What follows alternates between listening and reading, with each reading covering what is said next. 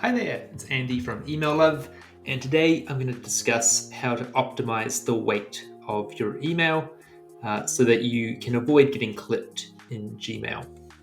So when you're in Figma, you can preview the message using the Email Love Figma plugin, and if you look at the very top, you will see there is a number. So in this case, it says 105.39 kilobytes. And it is highlighted in red. So that indicates that we will actually get clipped in Gmail.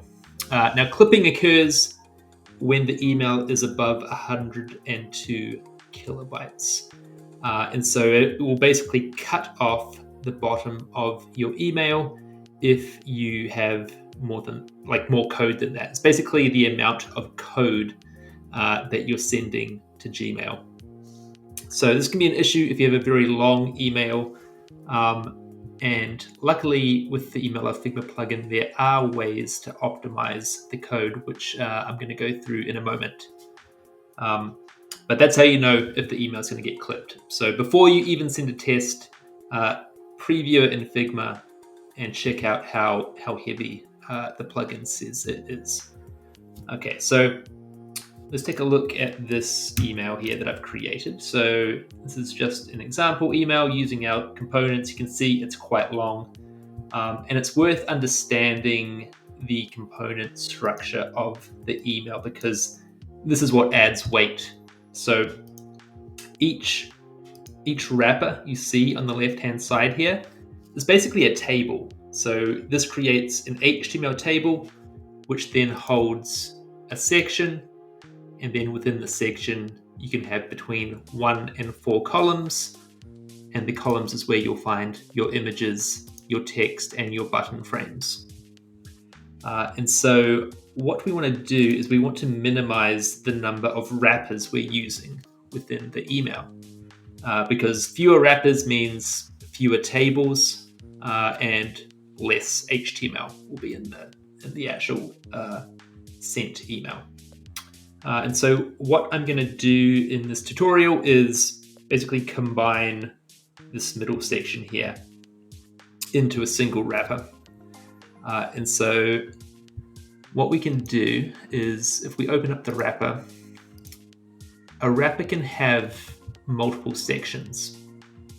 And so what I'm going to do, and maybe I'm just going to take this out here. Actually, no, it'll be easier if we select the wrapper. So here we have 2 wrappers. I can take the section from this second wrapper and I can move it into the top wrapper. And that leaves an empty wrapper here. So there's nothing in here. So I can just delete that one. And then I can do the same thing for the wrapper below it. So I can move that up here, delete the empty wrapper. Now you may have noticed the padding has now changed. And so what I will now do is apply padding to the sections of this email. So I'm just going to apply, let's say 45 pixels of padding above each section. There we go. Okay, so we've now combined these previously 3 wrappers into a single wrapper. So it's a single wrapper with 3 sections, and then in each section we have 2 columns. And so let's go back and preview our message. Now previously it was 105 kilobytes, so let's see if we have reduced that. So it's now 102.37 kilobytes, still a little bit too heavy. And so we can do the same thing for this 3-column section here. So again, I'm going to minimize all of this stuff here. So minimize all the columns into a single section. And then I'm just going to simply grab the section from the bottom wrapper and move it into the top wrapper. And so now we have a single wrapper with 3 columns.